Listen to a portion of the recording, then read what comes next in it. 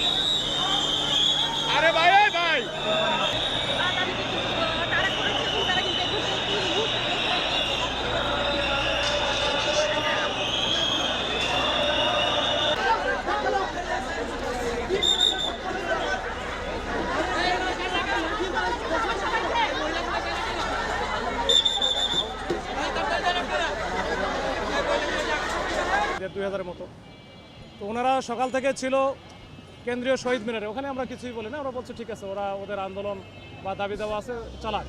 কিন্তু পরে হুট করে দুপুরের দিকে তারা চলে আসলো প্রেস ক্লাবে। এখানে আসার পরপরই তারা কিন্তু করছে কি, দুই পাশের দুই রাস্তায় বন্ধ করে দিল। এরপরে আমরা কয়েক দফায় আমি সহ আমার অফিসারদেরও পাঠাইছি। আমরা বলছি যে ভাই আপনারা রাস্তাটা শুধু ছেড়ে দেন, বাদ বাকি আপনারা বসে থাকেন, আপনাদের দাবি দেওয়া আদায় হোক বা যাই হোক, এটা আপনাদের ব্যাপার, রাস্তাটা ছেড়ে দেন। জনদুর্ভোগ হচ্ছে, রাস্তাটা কিন্তু তারা কোনোভাবে রাস্তা ছাড়বে না। এরপরে আমরা ওয়ার্নিং দিয়েছি, 10 মিনিটের সময় দিয়েছি, এরপরেও রাস্তা ছাড়ে নাই। তখন আমরা বাধ্য হয়ে আমাদের ওয়াটার কারণ যেটা আছে, জলকামান বলে, এই জলকামানের পানি আমরা প্রথমে দিয়েছি, দিয়ে আমরা সাউন্ড গ্রেনেড দিয়ে তাদেরকে ডিসপার্স করেছি।